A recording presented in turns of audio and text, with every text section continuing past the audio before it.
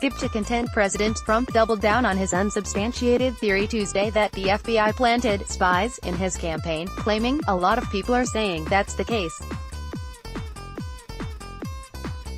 If they had spies in my campaign, that would be a disgrace to the country," Trump told reporters during a press conference at the White House with South Korean President Moon Jae-in. "That would be one of the biggest insults anyone has ever seen." The president's remarks comes as his Republican allies in Congress are mounting a full-scale offense against special counsel Robert Mueller's investigation into possible collusion between the Trump campaign and the Kremlin.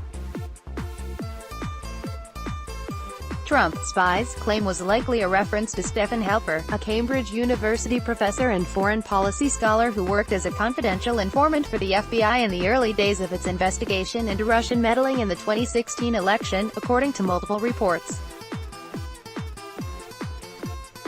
Despite Trump's suggestions, there's no evidence that Halper was embedded with the Trump campaign to spy on the FBI's behalf. During the campaign, Halper sought out Trump advisors George Papadopoulos, Sam Clovis and Carter Page, all of whom had suspicious connections to Russia, according to reports. Papadopoulos has since pleaded guilty to lying to the FBI about his Russian contacts, and is cooperating with Mueller's investigators.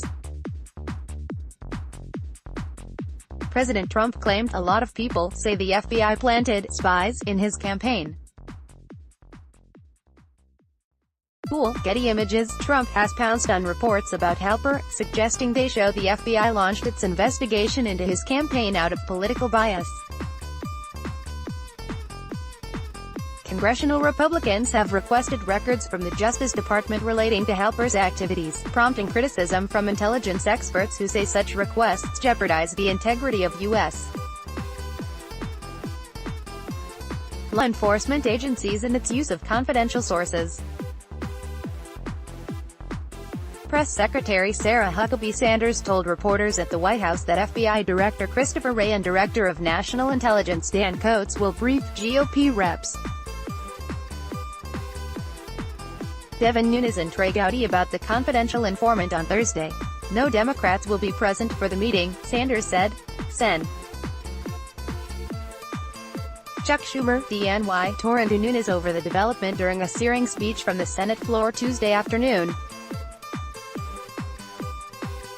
While an investigation is open and active, demands for oversight are tantamount to interference, especially when the folks demanding the information are the most biased, irresponsible actors, Schumer said, adding Nunes' own party members think he's off the deep end in some of his defenses of Trump. "If they had spies in my campaign, that would be a disgrace to the country," Trump said.